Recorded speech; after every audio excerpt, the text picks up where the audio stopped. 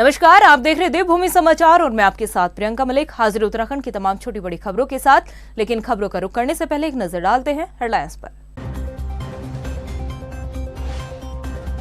उत्तरकाशी विवाद पर सीएम धामी का बड़ा बयान, डीजीपी को दिए जांच के आदेश, दोषी पाए जाने पर होगी सख्त कार्रवाई।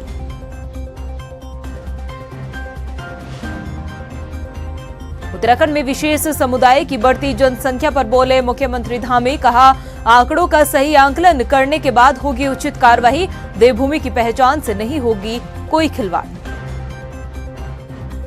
भाजपा ने महाजनसंपर्क अभियान के दूसरे चरण के लिए जिम्मेदारियां की तय, कई तरह के सम्मेलन और लोकसभा स्तर पर होगी रैलियां, कार्यक्रमों में शामिल होंगे सीएम धामी।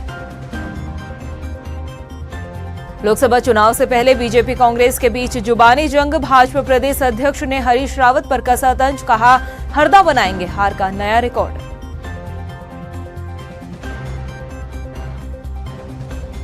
किच्छा में व्यापारियों ने किया अतिक्रमण के खिलाफ विरोध प्रदर्शन, कांग्रेस का मिला समर्थन, सरकार पर लगाया गरीबों के आशियाने उजाड़ने का आरोप। हेडलाइंस के बाद बुलेटिन में खबरें विस्तार से। उत्तरकाशी के पुरोला से शुरू हुआ विवाद अभी भी थमता नजर नहीं आ रहा है।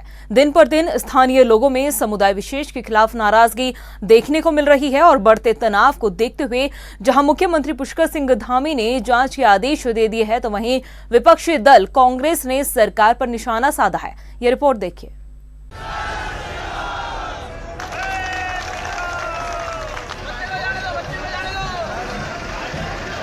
नहीं थम रहा उत्तरकाशी विवाद, बढ़ता जा रहा आक्रोश समुदाय विशेष के खिलाफ, सरकार ने किया हस्तक्षेप, सीएम ने दिए जांच के आदेश।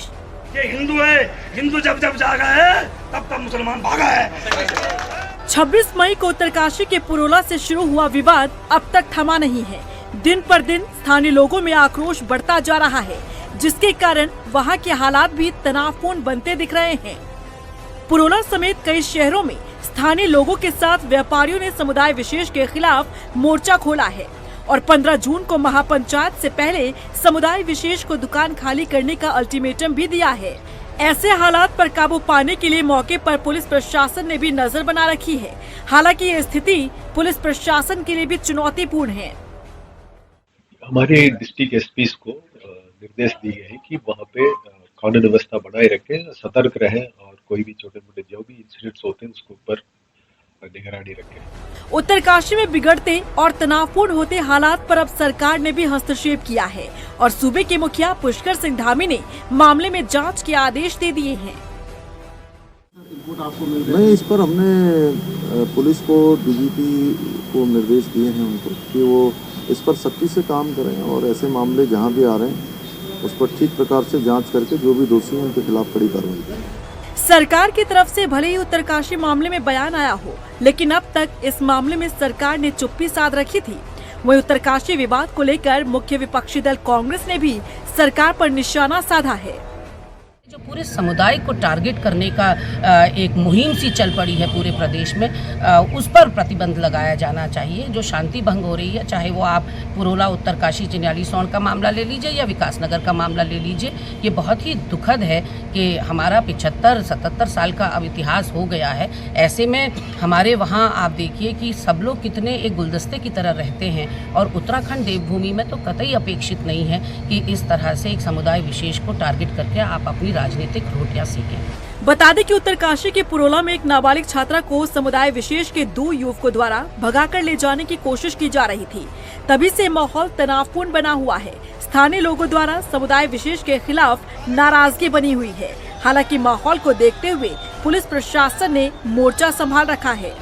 मुख्यमंत्री पुष्कर सिंह धामी ने उत्तराखंड में विशेष समुदाय की बढ़ती संख्या पर एक बार फिर से बड़ा बयान दिया। उन्होंने कहा कि उचित कार्रवाई की जाएगी। सीएम धामी ने कहा है कि प्रशासन इस दिशा में आंकड़े जुटाने का काम कर रही है। इसके साथ ही मुख्यमंत्री ने यह भी कहा कि उत्तराखंड राज्य की मूल पहचान को बिगाड़ने नहीं दिया जाएगा। उत्तराखंड को जिस देवभूमि से पहचान मिली है और जिस देवभूमि के नाम से जाना जाता है, उस पहचान को बनाए रखने के लिए सरकार लगातार काम कर रही है।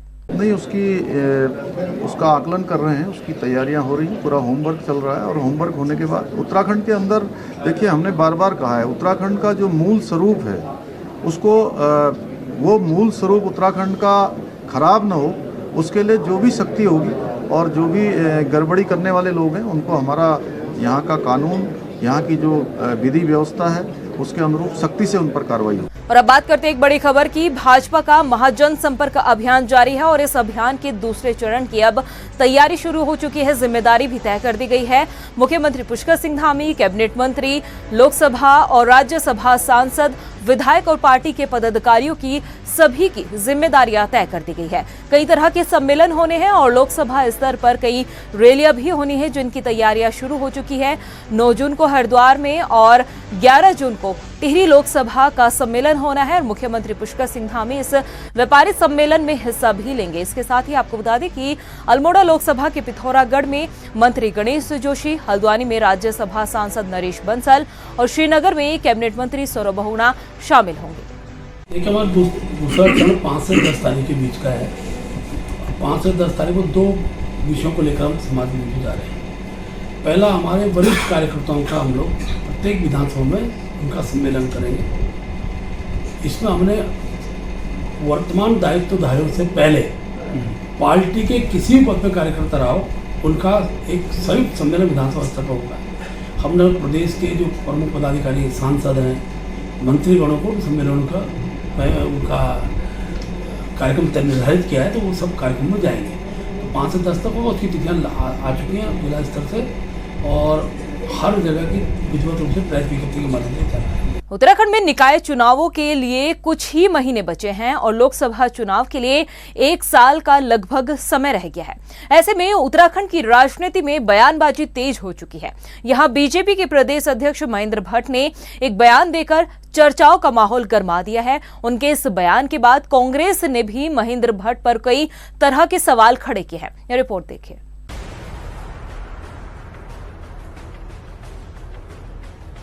बीजेपी प्रदेश अध्यक्ष महेंद्र भट्ट अपने किसी न किसी बयान के कारण हमेशा चर्चाओं में रहते हैं। अब एक बार फिर से वो अपने एक बयान को लेकर चर्चाओं में आ गए हैं। महेंद्र भट्ट ने हरीश रावत पर तंज कसते हुए कहा है कि हरीश रावत को चुनाव लड़ना चाहिए और चुनाव लड़कर उन्हें एक रिकॉर्ड भी बनाना चाहिए। महेंद्र भट्ट ने कहा कि हरीश रावत अगर चुनाव लड़ते हैं तो वो इस बार भी हारेंगे और प्रदेश के उन नेताओं में होंगे जो सबसे ज्यादा बार चुनाव हारे हैं। कांग्रेस में सत्ता की लोलुपता उनके दल के अंदर संघर्ष को खड़ा कर दिया और किसी भी नेता का जब नाम आता है तो कांग्रेस के लोग अपने नेतृत्व को समाप्त करने का काम करते हैं। वैसे तो हरीश रावत जी एक नया रिकॉर्ड बनाएंगे अगर इस बार में लड़ेंगे तो, क्योंकि उत्तराखंड के अंदर सर्वाधिक हारने वाला कोई नेता है तो हरीश रावत जी है। तो मैंने तो खुद उनसे आग्रह किया है कि वो रिकॉर्ड न बनाएं, उत्तराखंड की गिनीज बुक अगर कोई बनती है उसमें अपना नाम दर्ज न कराएं और इस बार औरों को अवसर दें। मेरा व्यक्तिगत आग्रह। मैं नहीं जानता कि हरीश रावत इस बात को मानेंगे नहीं मानेंगे, लेकिन कांग्रेस के अंदर का नेतृत्व अगर नष्ट होता है, समाप्त होता है, तो लोकतंत्र पे वो भी उचित नहीं है। लेकिन कांग्रेस का जो सत्ता लोलुपता है उसको जनता समझ चुकी है। केवल सत्ता के लिए द्वंद्व करना, सत्ता के लिए संघर्ष करना, ये कांग्रेस का एक प्रकार धर्म बन गया है और यही कारण है जनता आज कांग्रेस को नकार रही है। बीजेपी प्रदेश अध्यक्ष के इस बयान के बाद कांग्रेस ने भी अपनी प्रतिक्रिया दी है। जवाबी हमला करते हुए कांग्रेस के मुख्य प्रवक्ता गरिमा दसोनी ने भी महेंद्र भट्ट के नेतृत्व पर सवाल खड़े कर दिए हैं। गरिमा दसोनी ने महेंद्र भट्ट के लिए कहा कि Guinness book of world record में नफरत फैलाने के लिए महेंद्र भट्ट का नाम आने वाला है।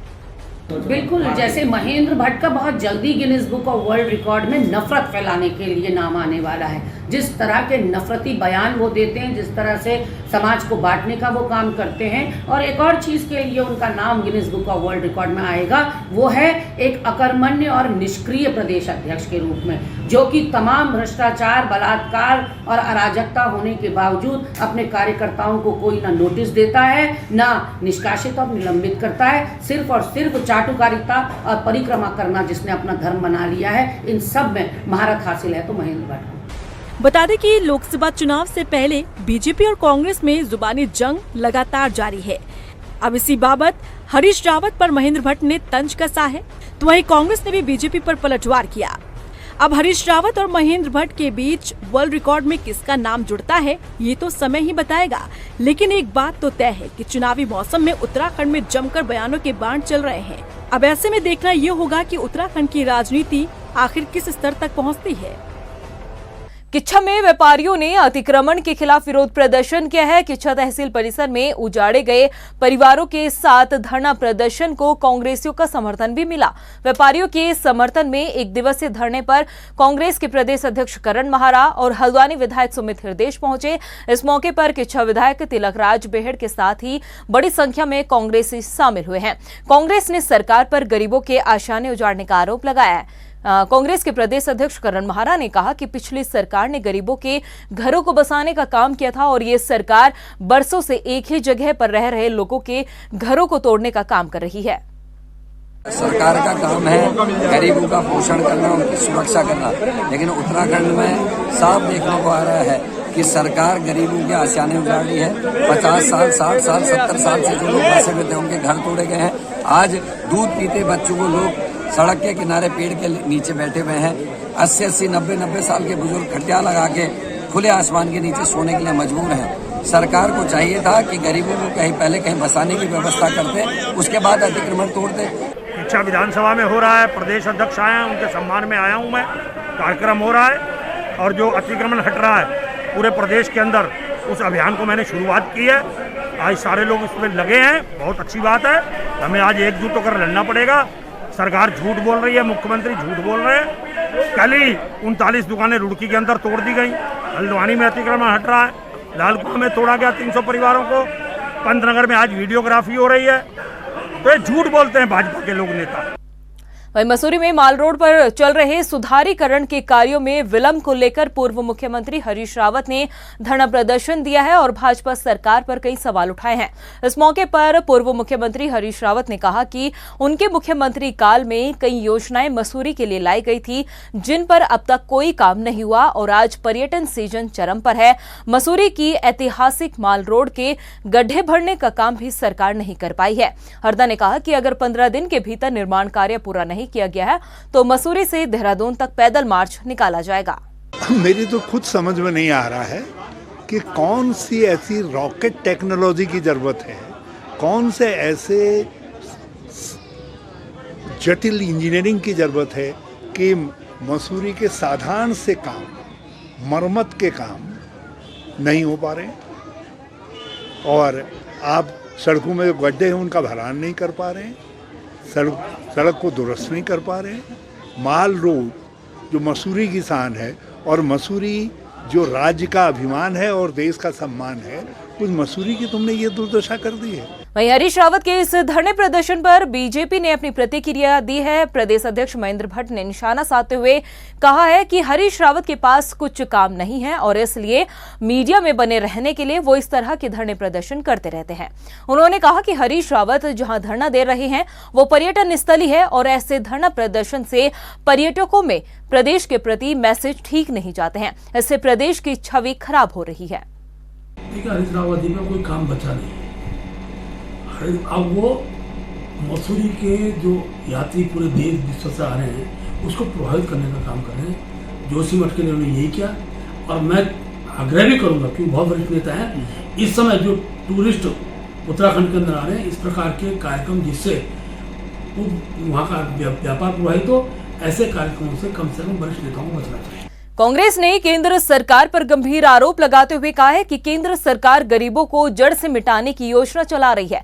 कांग्रेस का कहना है कि गरीबों को फ्री राशन देने वाली केंद्र सरकार फोर्टिफाइड चावल बांट रही है, जिसके बारे में Indian council for medical research और नीति आयोग के 2 वरिष्ठ सदस्यों ने अपनी रिपोर्ट में सरकार को आगाह भी किया है।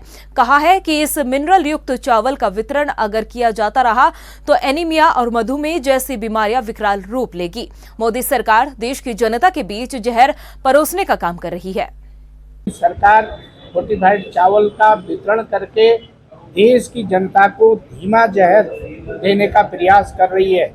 इस देश में ऑलरेडी 17% के लगभग मधुमेह की बीमारी से ग्रस्त हैं लोग और विभिन्न अध्ययनों से, उसका हम आपको अभी रिकॉर्ड भी देंगे, विभिन्न एजेंसियों ने जो अध्ययन किए हैं, चाहे वो साइंस के क्षेत्र में है, चाहे वो मेडिकल के क्षेत्र में, उन्होंने इस चावल का अध्ययन करने के बाद ये रिपोर्ट दी है कि निश्चित रूप से इस चावल के वितरण से देश की जनता में और ज्यादा बीमारियां बढ़ेंगी। अभी तक कोई भी इसका परीक्षण या कोई भी विशेषज्ञों का, सब लोग इसके खिलाफ है, तमाम विशेषज्ञ इसके खिलाफ है।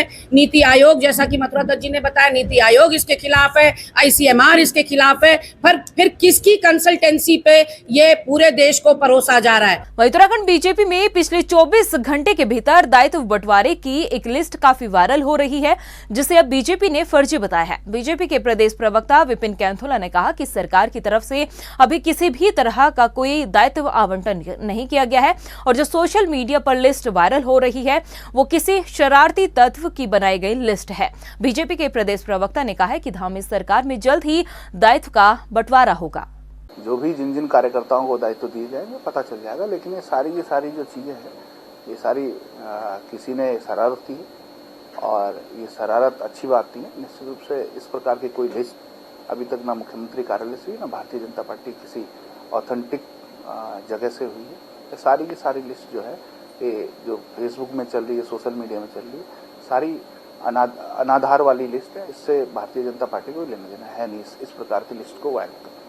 वहीं कांग्रेस ने राज्य में बिगड़ती कानून व्यवस्था को लेकर सवाल उठाए हैं और कांग्रेस के प्रतिनिधिमंडल ने पुलिस मुख्यालय में डीजीपी अशोक कुमार को ज्ञापन भी सौंपा है। कांग्रेस ने आरोप लगाया कि राज्य में कानून व्यवस्था पूरी तरह से ध्वस्त हो चुकी है, दिन दहाड़े लूट हो रही है। कांग्रेस ने यह भी आरोप लगाया कि पुलिस सत्ता पक्ष के लोगों पर कार्रवाई करने से बचती है। प्रदेश में लगातार आ रहे समुदाय विशेष से जुड़े मुद्दों पर कांग्रेस ने कहा कि जो दोषी है उसको सजा जरूर मिले, लेकिन एक समुदाय को टारगेट न किया जाए।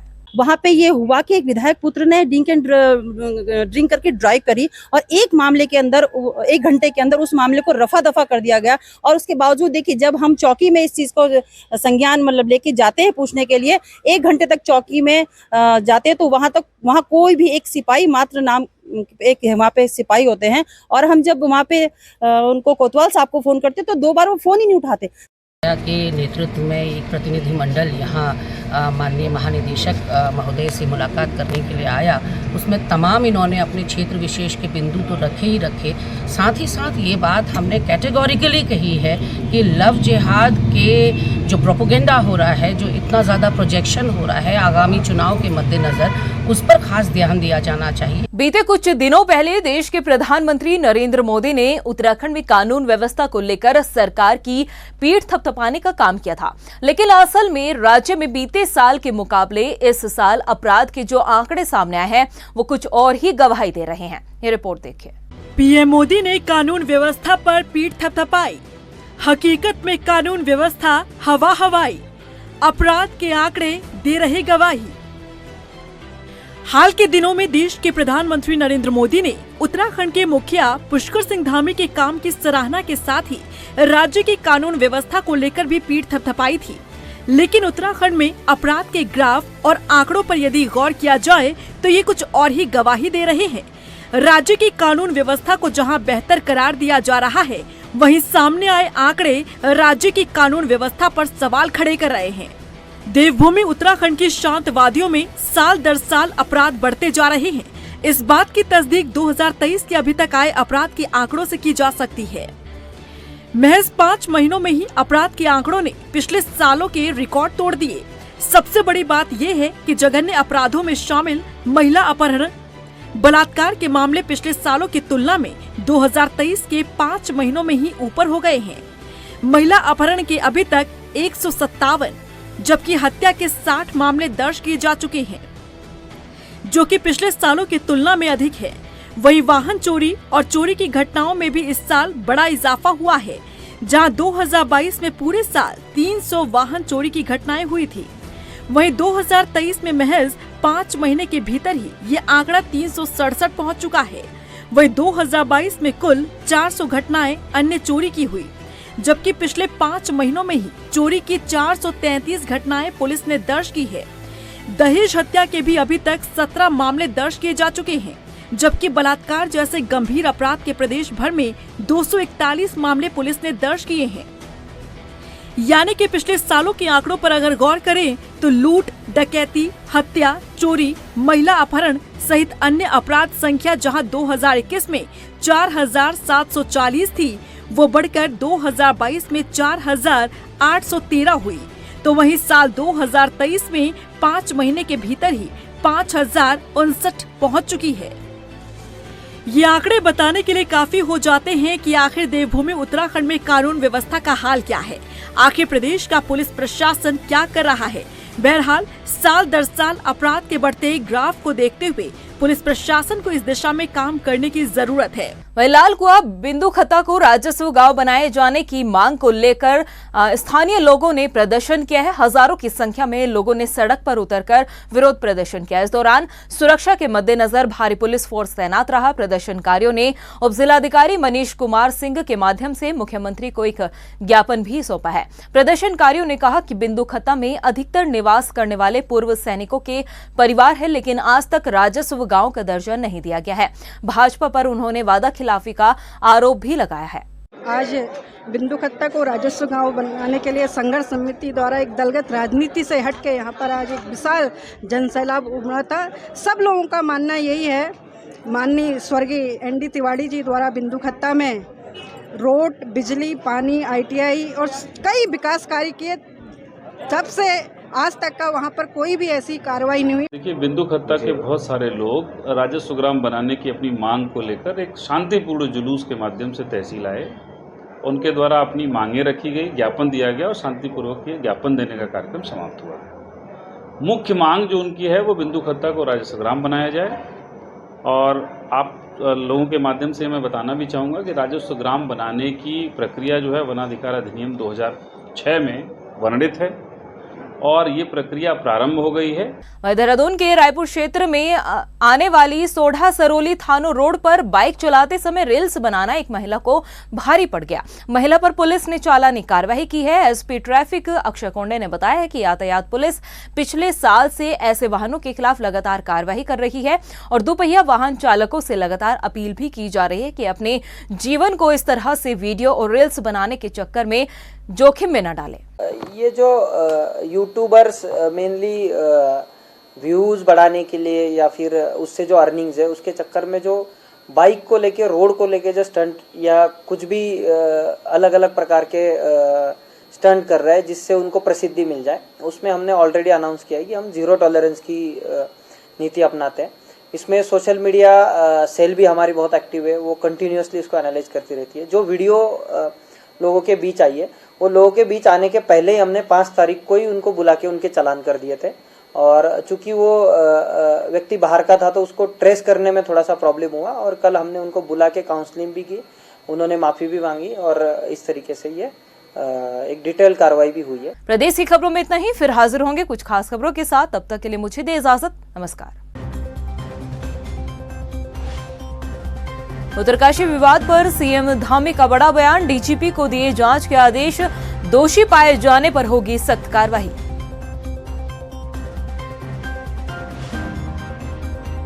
उत्तराखंड में विशेष समुदाय की बढ़ती जनसंख्या पर बोले मुख्यमंत्री धामी, कहा आंकड़ों का सही आंकलन करने के बाद होगी उचित कार्रवाई, देवभूमि की पहचान से नहीं होगी कोई खिलवाड़।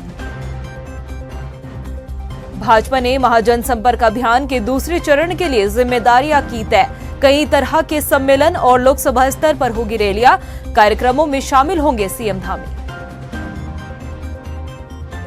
लोकसभा चुनाव से पहले बीजेपी कांग्रेस के बीच जुबानी जंग, भाजपा प्रदेश अध्यक्ष ने हरीश रावत पर कसा तंज, कहा हरदा बनाएंगे हार का नया रिकॉर्ड।